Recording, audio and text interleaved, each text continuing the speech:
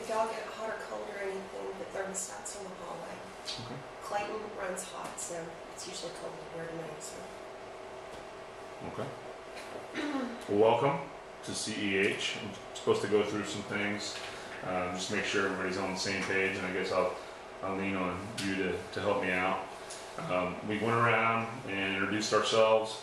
I think that what we'll do is throughout the remainder of the week, we'll probably figure out a little bit more what each other's sweet spots are through the course, and just there's different things that people know better than others, and we'll just kind of figure out what those deficits are, and then we'll try to improve on them.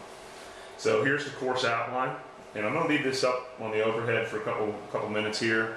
And what I'd like you to do is, in your bound notebook there that I gave you, if you don't mind, just taking a couple of seconds and writing down in there what are your top 2 that you think that you're totally awesome at here with this course outline. What are your top 2? And then which ones do you absolutely stink at?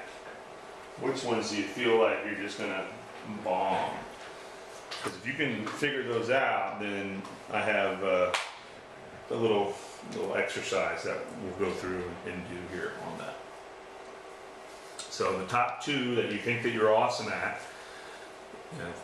courses that are the different modules that we'll go through: footprinting and reconnaissance, scanning networks, enumerating networks, being able to get in and hack into networks and different variations of that. We get into a lot of the different variants of viruses and worms, and ways that you can sniff, talking about social engineering, and I actually have a lab that you're going to do tonight that will be something that I think you guys will be pretty interested in. We'll talk about DOS, and not the diskette operating system, but denial of service, and we'll actually go through and do some labs on that. Get into hacking web servers, and I have some virtual machines that we'll go through and play with.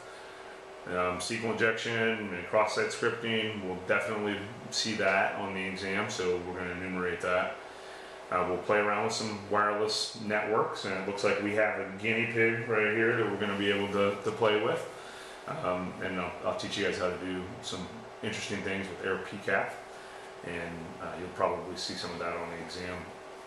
And then we'll get into different ways that attackers can get on to networks through things like evading the intrusion detection system, as well as maybe some buffer overflows.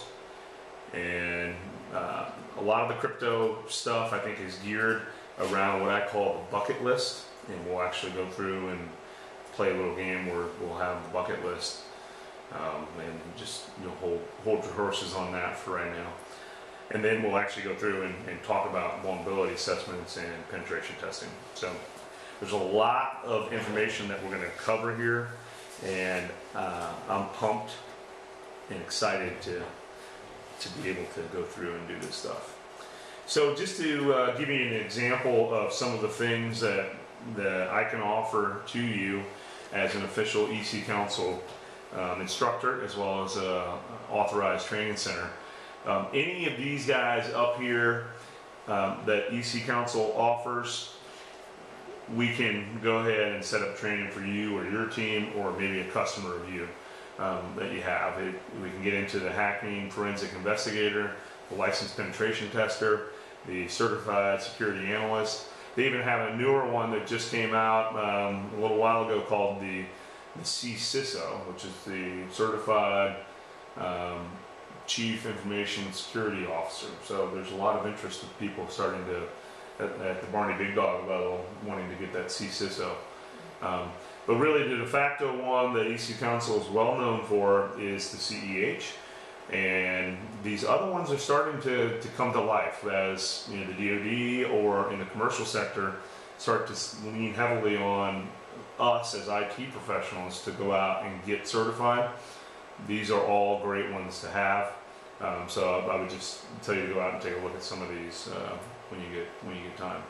As far as the CEH track is concerned here, we are going to take the 31250 is the exam code, and you can either take it, pass it, or hopefully you don't take the other method, which is the failing, and then you got to start over, get another voucher.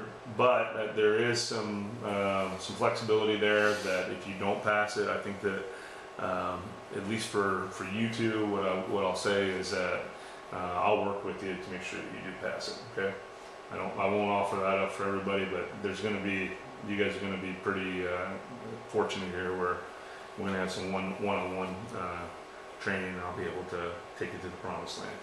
Awesome. As far as the CEH, this is the version 8, so the last one was 7.1. They popped it up to the V8. Haha. And we've hit ourselves upside the head for the V8, right?